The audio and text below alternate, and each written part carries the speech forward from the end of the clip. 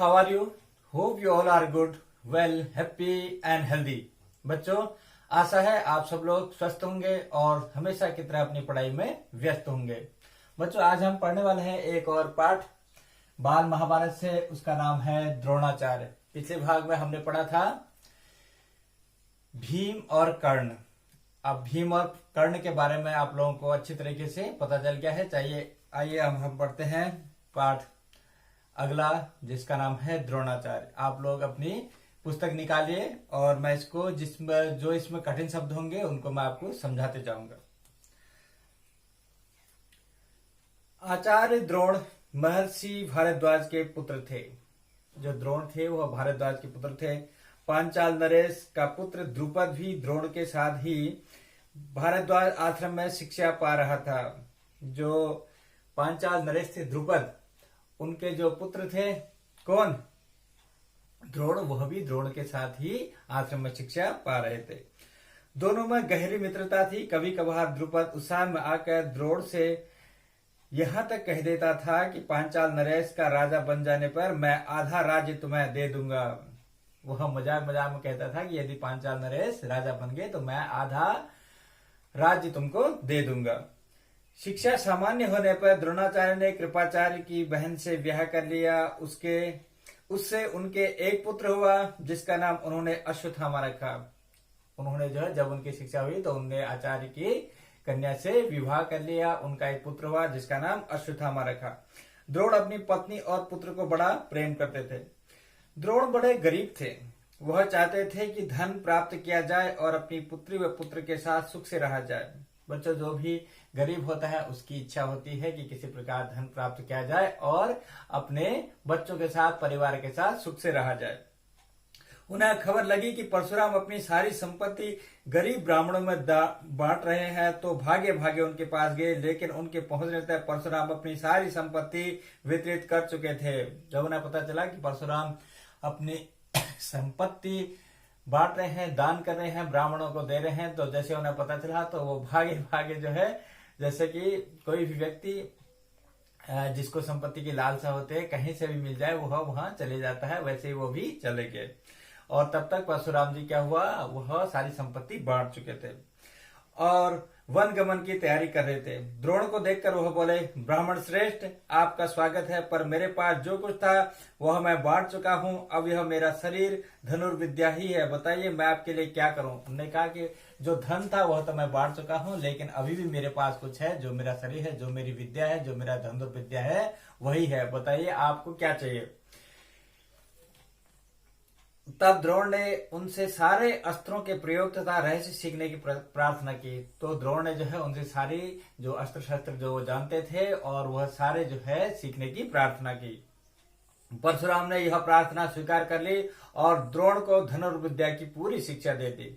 कुछ समय बाद राजकुमार द्रुपद के पिता का देहावसान हो गया। जो राजकुमार द्रुपद थे उनके पिता की मृत्यु हो गई और द्रुपद राजगद्दी पर बैठे और जो द्रुपद थे वह राजगद्दी पर बैठ गए। द्रोणाचार्य को जब द्रुपद के पांचाल नरेश की राजगद्दी पर बैठने की खबर लगी तो यह सुनकर वह बड़े प्रसन्न हुए और राजा द्रुपद से मिलने पांचाल देश को चल दिए। जैसे बच्चों, उनका जो बचपन का दोस्त था अब वह राजा बन चुका है, क्योंकि जो भी आपके साथ में जो खेले बड़े हैं, जब ये कभी बड़े हो जाएंगे तो आप भी सोचेंगे कि वो उसने मेरे साथ पढ़ाई की है और जो है मुझे अब उससे मिलना चाहिए। ऐसे ही अब वह राजा बन गया था, वह उससे मिलने के लिए गए। चल पड़े। उन्हें गुरु के आश्रम में द्रुपद की लड़कपन में की गई बातचीत याद थी। सोचा था यदि आधा राज्य न देगा तो कम से कम कुछ न कुछ धन तो जरूर ही देगा। जब वो बचपन में मजाक करते थे कि मैं अगर राजा बन गया तो तुझे आधा राज्य दे दूंगा, तो उनको वो बात याद थी। उन्होंने कहा अब तो राजा बन गया है, अगर आधा राज्य नहीं भी देगा तो कुछ धन तो दे ही देगा। यह आशा लेकर द्रोणाचार्य राजा द्रुपद के पास पहुंचे और बोले, मित्र द्रुपद, मुझे पहचानते हो न? मैं तुम्हारा बचपन का बाल मित्र द्रोण हूँ। तो पूछा तो उन्होंने कहा कि आप मुझे जानते हैं, मैं आपके बचपन का मित्र द्रोण हूँ। ऐश्वर्य के मद में मस्त हुए राजा द्रुपद को द्रोणाचार्य का आना बुरा लगा और द्रोण का अपने साथ मित्र का सा व्यवहार करना तो और भी अखरा, क्योंकि अब वह राजा बन चुके थे और इस तरीके से आना जो है और उनको अपना मित्र कहना तो उनको बहुत ज्यादा बुरा लगा।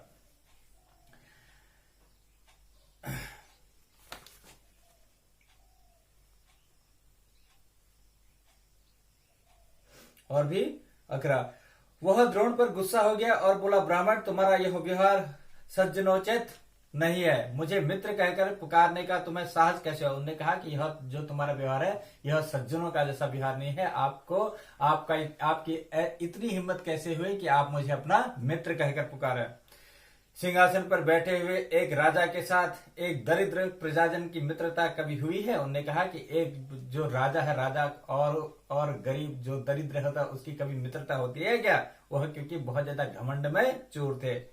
तुम्हारी बुद्धि कितनी कच्ची है। लड़कपन में लाचारी के कारण हम दोनों को जो साथ रहना पड़ा उसके आधार पर तुम द्रुपद से मित्रता करने का दावा करने लगे। उन्होंने कहा कि बचपन में लाचारी के कारण, क्योंकि गुरु के आश्रम में हमको पढ़ना ही था, उस लाचारी के कारण जो तुम्हारे साथ पढ़ने को मिला, तुम जो है इसको मित्रता कह रहे हो। वह बहुत ज्यादा घमंड में चूर हो चुके थे।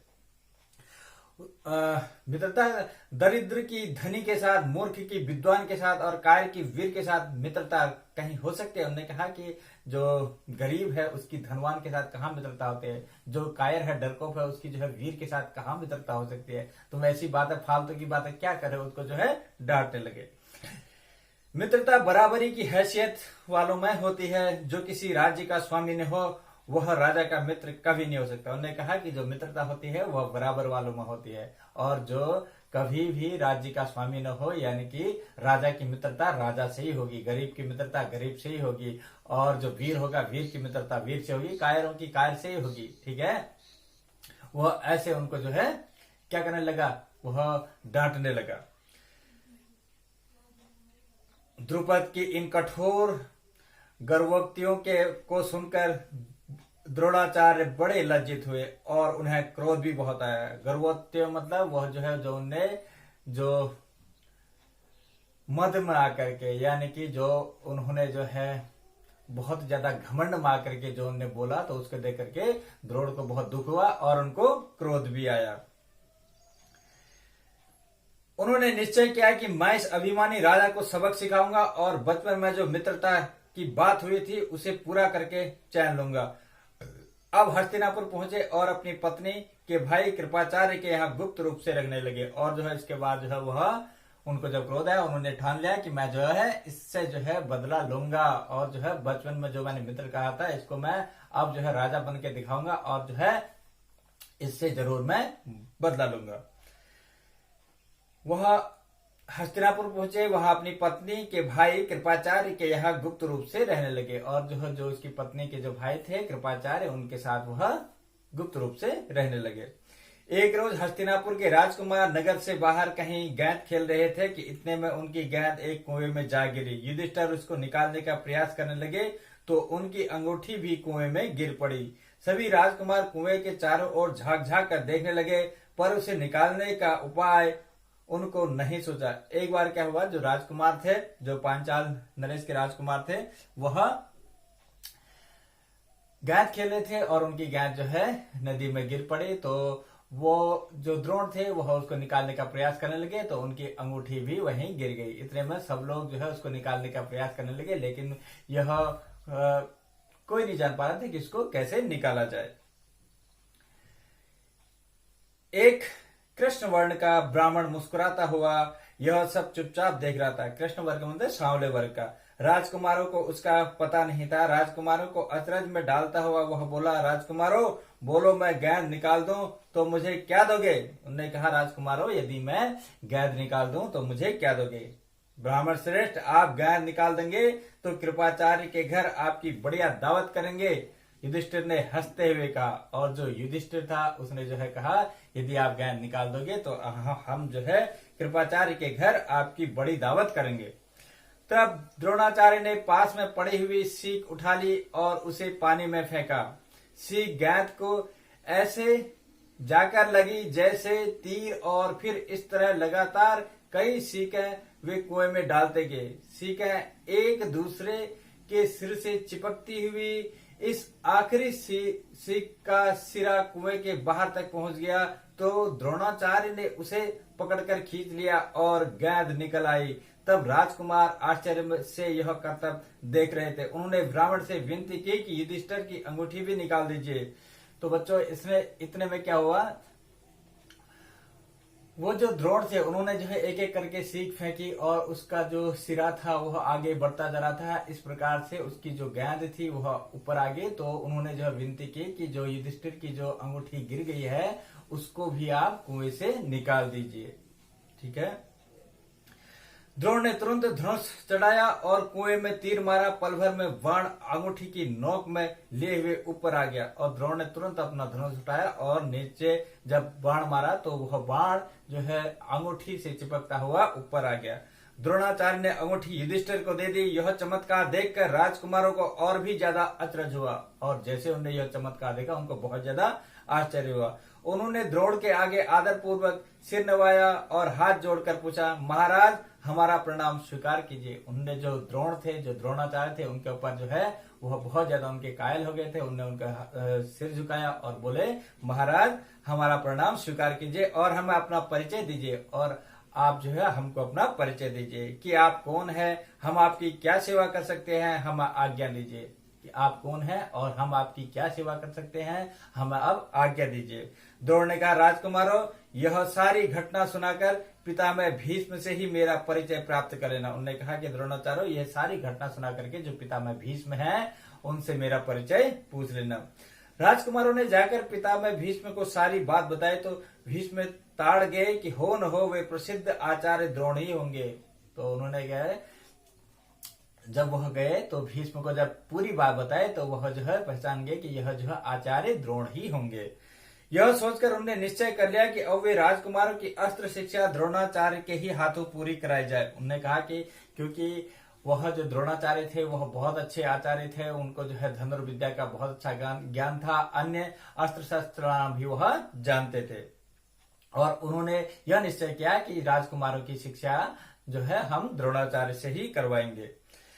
बड़े सम्मान से उन्होंने द्रोण का स्वागत किया और राजकुमारों को आदेश दिया कि वे गुरु द्रोण से ही धनुर्विद्या सीखा करें और उन्होंने कहा कि आप जो है गुरु द्रोण से ही जो धनुषबाण की विद्या है उसको सीखेंगे।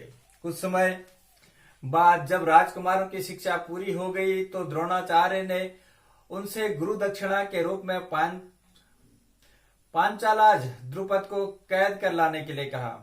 जब जो है उनकी शिक्षा पूरी हुई तो गुरु दक्षिणा में उन्होंने कहा कि पांचाल राज जो द्रुपद है उसको कैद करके ले आओ। उनकी आज्ञानुसार पहले दुर्योधन और कर्ण ने द्रुपद के राज्य पर धावा बोल दिया, पर पराक्रमी द्रुपद के आगे वे नहीं ठहर सके। उनकी आज्ञा के अनुसार जो युधिष्ठिर थे और जो कर्ण थे उन्होंने धावा बोला, लेकिन जो है क्योंकि वह बहुत ज्यादा वीर था, क्यों द्रुपद उनके आगे कुछ नहीं चले। इनकी हार कर वापस आ गए। तब द्रोण ने अर्जुन को भेजा। अर्जुन ने पांचाल राज की सेना को तहस नहस कर दिया और राजा द्रुपद को उनके मंत्री सहित कैद करके आचार्य के सामने ला खड़ा किया और फिर उन्होंने अर्जुन को भेजा। अर्जुन ने जो है उसकी पूरी सेना को तहस नहस कर दिया और जो है वह उनको बंदी बना करके लाए और अपने गुरु के सामने लाकर खड़ा कर दिया। द्रोणाचार्य ने मुस्कुराते हुए द्रुपद से कहा, हे वीर डरो नहीं, किसी प्रकार की विपत्ति की आशंका न करो। लड़कपन में तुम्हारी हमारी मित्रता थी, साथ साथ खेले कूदे उठे बैठे। बाद में जब तुम राजा बन गए तो ऐश्वर्य के मद में आकर तुम मुझे भूल गए और मेरा अपमान किया। उन्होंने कहा कि हे वीर तुम डरो नहीं, बचपन में हमारी मित्रता थी और आप और हम मित्र थे, लेकिन जब आप राजा बन गए, आपके पास जब मैं आया तो आप जो है राजमद में, आप घमंड में ऐसे चूर हो गए कि आपने मेरा अपमान कर दिया। तुमने कहा था कि राजा ही राजा के साथ मित्रता कर सकता है, इसी कारण मुझे युद्ध करके तुम्हारा राज्य छीनना पड़ा। और तुमने कहा था कि राजा ही राजा से मित्रता कर सकता है, इसलिए मैंने युद्ध करके अब तुम्हारा राज्य छीन लिया है। मैं अब तुम्हारे राज्य का हकदार हो गया हूं, ठीक है। परंतु मैं तो तुम्हारे साथ मित्रता ही करना चाहता हूं, इसलिए आधा राज्य तुम्हें वापस लौटा देता हूं। उन्होंने कहा कि अब क्योंकि मैं तुम्हें आपसे मित्रता करना चाहता हूं, इसलिए मैं आपका आधा राज्य वापस लौटा देता हूं। क्योंकि मेरा मित्र बनने के लिए तुम्हें भी राज्य चाहिए ना, मित्रता तो बराबरी की हैसियत वालों में ही हो सकते हैं। उन्होंने कहा क्योंकि मेरा मित्र बनने के लिए भी, अब क्योंकि आपने कहा था कि राजा ही राजा का मित्रता हो सकता है, यदि मैं आपको राज्य नहीं दूंगा तो आप भी फिर कंगाल हो जाएंगे, आपसे मेरी मित्रता कैसे होगी। इसलिए क्योंकि मैं आपके साथ मित्रता करना चाहता हूं, इसलिए मैं आपको अपना जीता हुआ आधा राज्य वापस देता हूं। क्योंकि मित्रता तो समान हैसियत वालों में ही हो सकती है। द्रोणाचार्य ने इसे अपमान का काफी बदला समझा और उनने द्रुपद को बड़े सम्मान के साथ विदा किया। अब द्रोणाचार्य ने समझा कि मैंने अपने अपमान का बदला ले लिया है और उनको जो है सम्मान के साथ विदा कर दिया। इस प्रकार राजा द्रुपद का गर्व चूर हो गया। इसी प्रकार से जो राजा द्रुपद का जो घमंड था वह चूर हो गया।